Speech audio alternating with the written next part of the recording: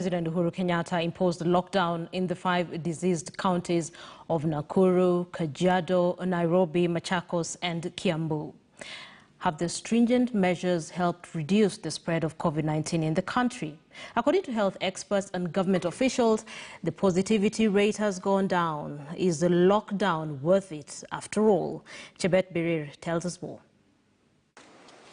It has been 30 days since President Uhuru Kenyatta imposed a lockdown in the 5 counties that were termed disease-infected. That all gatherings and in-person meetings of whatever nature are suspended within the counties of Nairobi, Kajiado, Machakos, Kiambu, and Nakuru until further notice.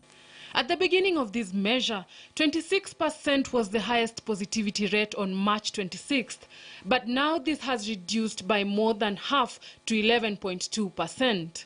However, the death toll has been on the rise. Before March 26th, 8 people died per day, but currently the average daily mortality is 17. The highest number of deaths recorded was 26 deaths on April 13th. An average of 1,500 Kenyans are admitted in hospitals, more than 200 of them in ICU. It's good to know that our numbers of infections actually almost reached like the peak and now started going down. But we want to say that it is not yet time to throw caution out of the window. Though not under lockdown, Uasin Gishu County has recorded a surge in COVID-19 cases. Uasin Gishu is along the northern corridor, northern transport corridor, with lots of movement. You know, when we did the lockdown, we didn't stop trade. So trucks and other vehicles conveying public goods still move. We continue to have very many referrals, and allow me to say that out of the patients, we have nearly 40 to 50% are from outside our county. So there needs to be, a good response, a good coordination, and when the referrals have to be made, again, this inter-county conversation would go a long way. Even though the lockdown and curfew has hit hard the country's economy due to limiting the hospitality and transport industries, experts say that the stringent measures could be worth it after all. The best way is to suffer for better, because once the pandemic is contained, then they go back to their normalcy.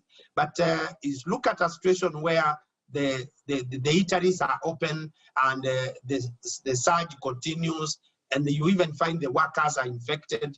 So we're protecting everybody. According to the Kenya Medical Practitioners and Dentists Council, despite the third wave, Kenya's ICU bed coverage is still wanting. There are a total of 861 ICU beds, a quarter of which are in Nairobi. Counties like West Pokot, Meru, Lamu, and Busia still do not have ICU beds.